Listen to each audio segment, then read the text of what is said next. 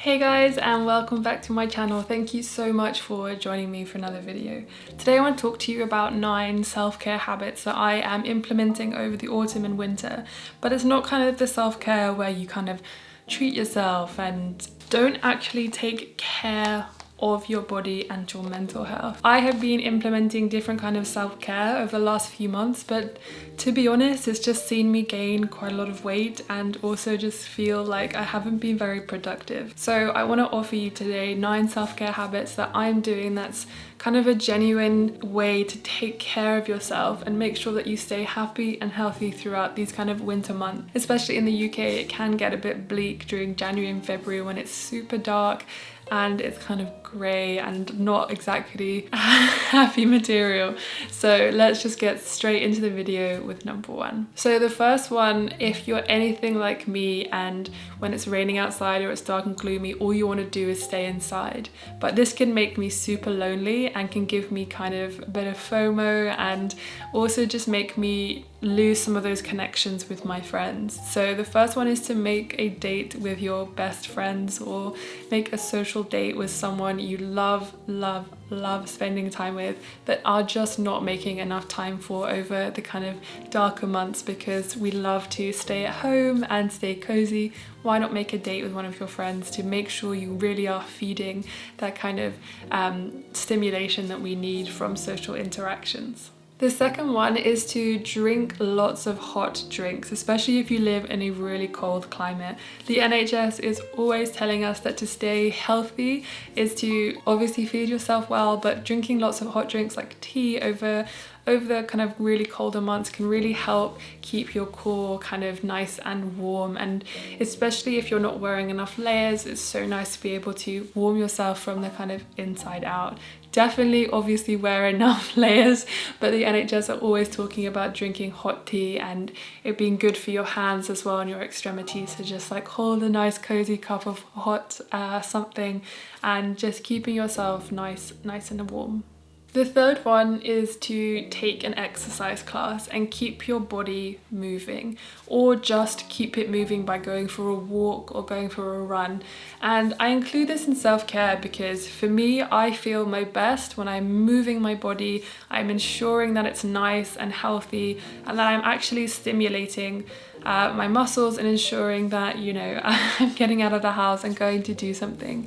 You also don't have to go out of the house. You could do something on TV. I've watched a lot of Pilates classes, for example, like Lottie Murphy, or I do lots of like a small HIIT session from like Mad Fit and things like that. You don't have to leave your house, but I used to think that self-care was kind of saying, oh, do you know what? I don't need to go to the gym today. I'm going to stay at home and just chill.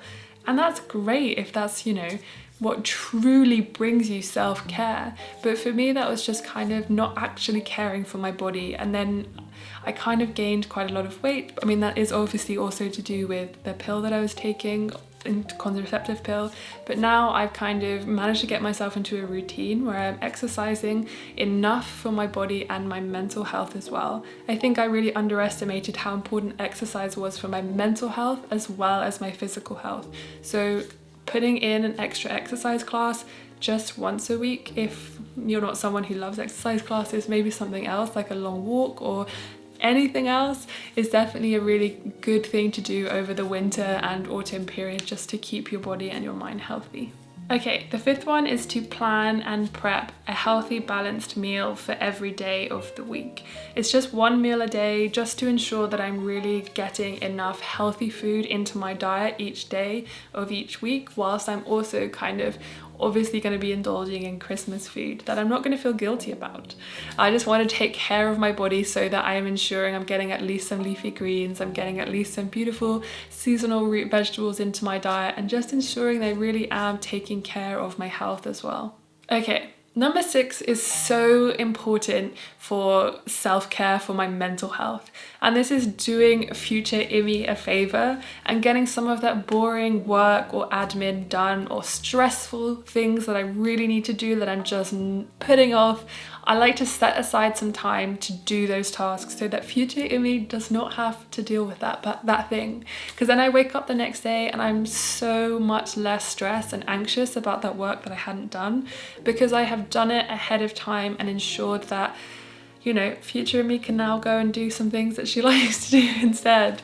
I think we really downplay the importance of getting some stuff done so that we're giving our future self a break, especially when we have stressful things that we really need to get done, but we just don't. So I've been trying really hard to do things ahead of time that will give myself a bit of a break and time and space to do other things that I really need to do in that time that I would have just left to do the stuff I could have done earlier.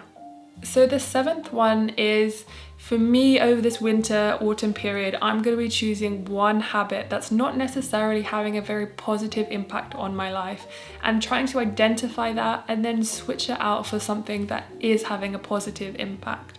And I'm only going to be choosing one habit because changing a habit is pretty damn hard. So I don't want to overwhelm myself, and I don't want you guys to get overwhelmed if you do choose to do this. Just to pick one thing that could be more positive. And it's going to be something really simple. It's not going to be something, you know, massive that I'm going to overhaul my life. I just want one thing that will benefit future Immy so much more. So instead of having this kind of instant gratification from this slightly more negative habit, I'm going to replace it for something that's going to have long-term gratification for me. Okay, number 8. I'm going to be making sure I have enough time to sleep and to get good quality sleep as well. I work really bizarre hours, and I will stay up really late, or I get up really early, or I'm out for like 16 hours working.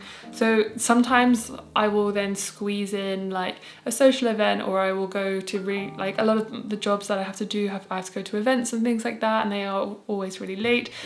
Or I'm staying up really late trying to get a last minute piece of work done, and it's definitely had a negative impact on the work that I'm creating, because sometimes it's a bit subpar because I've been quite tired, or I haven't just given myself enough time, so when I go and work out then I just feel a bit sluggish, and I'm putting my body through extra stress when it hasn't fully recovered. So trying to get, you know, a good amount of sleep is so important, especially if you can afford to, or even just making the quality of your sleep so much better. So instead of looking at my phone, I'll read before I go to bed, and I'll put my phone across the room so when I wake up in the morning it's not the first thing that I look at. And I'm just trying to make sure I get enough sleep so that I can make sure my work is great, my social occasions are, you know, I'm actually present, I'm not just really tired, and when I do go and work out then it's a good workout and I'm not putting my body through extra stress when I haven't fully recovered from the previous day.